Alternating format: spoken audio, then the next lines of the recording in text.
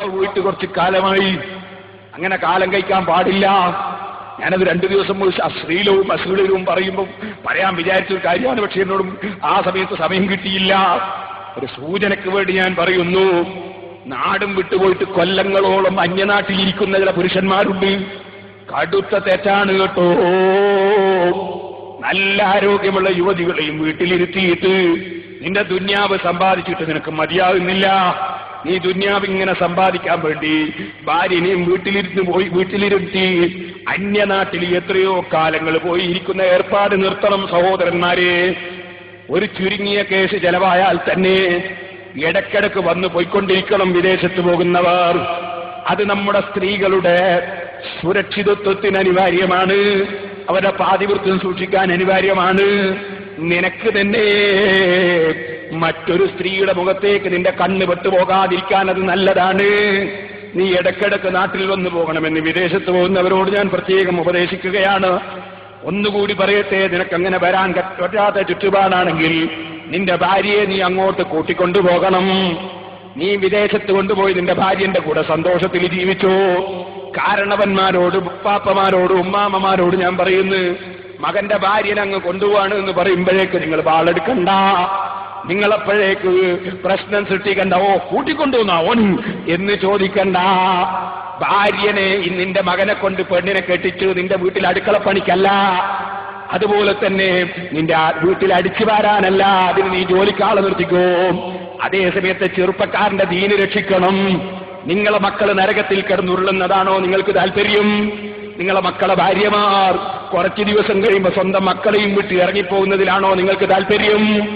ഓ സഹോദരന്മാരെ, കാരണവന്മാരെ, വിദേശത്ത് കൂടുതൽ നിൽക്കുന്ന മക്കളോട് നിന്റെ ഭാര്യയെ നീ അങ്ങ് കൂട്ടണമെന്ന് ഉപദേശിക്കേണ്ടത് നിങ്ങളാണ്. അത് പറഞ്ഞു കൊടുക്കേണ്ടത് നിങ്ങളാണ്. അതിനെതിരെ സംസാരിക്കേണ്ടവരല്ല നിങ്ങൾ. ഞാൻ പ്രത്യേകിച്ചും ഉമ്മമാരോട് ഉപദേശിക്കുകയാണ്. അതുപോലെ പ്രായമുള്ളവരോട് ഉപദേശിക്കുകയാണ്.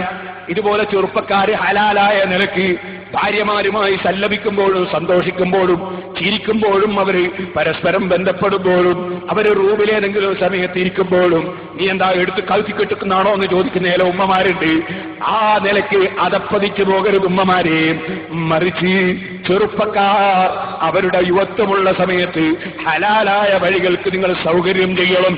രക്ഷിതാക്കളോടൊരു ഉപദേശം കൂടി ഞാൻ ഇടയ്ക്കങ്ങ് പറയട്ടെ.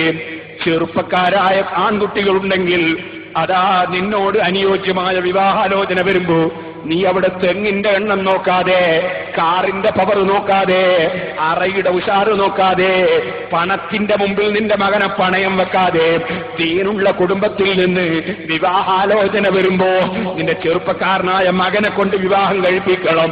ആ മകൻ എന്തെങ്കിലും ഒരു ഹറാമിലേക്ക് തെറിച്ചു പോയാൽ, ഒരു ഹറാമ് പരിചയിച്ചു പോയാൽ അതിന്റെ ഉത്തരവാദിത്വം തെങ്ങിന്റെ എണ്ണവും പറഞ്ഞ്, പണത്തിന്റെ എണ്ണവും പറഞ്ഞ്, പവനിന്റെ എണ്ണവും പറഞ്ഞ് സ്ത്രീധനവും കാത്തിരുന്ന ഉപ്പയായ ബാപ്പയായ നീയാണ് കേട്ടോ.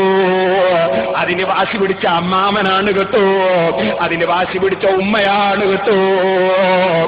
നിന്റെ മകൾ ജീവിതത്തിൽ ഒരൊറ്റ വ്യഭിചാരം നടത്തി പോകുന്നത് നിനക്ക് ദുന്യാവ് മുഴുവനും കിട്ടുന്നതിനേക്കാൾ എത്രയോ അബദ്ധമല്ലേ. നിന്റെ ഒരു മകനൊരു വ്യഭിചാരം നടത്തിയിട്ട് നിനക്കൊരായിരം തെങ്ങ് കിട്ടിയിട്ട് എന്താ മോനെ, നിനക്കൊരായിരം പവന് കിട്ടിയിട്ട് എന്താ മോളെ? മറിച്ച് നിന്റെ മകനൊരു ഹറാമ് ചെയ്യാതെ, നരകത്തിന് കാരണമാകാതെ, ചോദിക്കട്ടെ, നിന്റെ മകനെ ഈ ദുന്യാവിലുള്ള തീയിൽ ഒരു 5 മിനിറ്റ് കിടത്തും. ആ 5 മിനിറ്റ് കിടത്തുന്നതിന് ഒരു 10,000 പവന് തരാമെന്ന് പറഞ്ഞാൽ നിന്റെ മകനെ തീയിലിടാൻ നീ ഒരുങ്ങുമോ ഉമ്മ? നീ ഒരുങ്ങുമോ ബാപ്പാ? നിനക്കൊരായിരം തെങ്ങ് തരാം. നിന്റെ മകനെ 1 മിനിറ്റ് തീയിലിടുമെന്ന് പറഞ്ഞാൽ നീ അതിനൊരുങ്ങുമോ?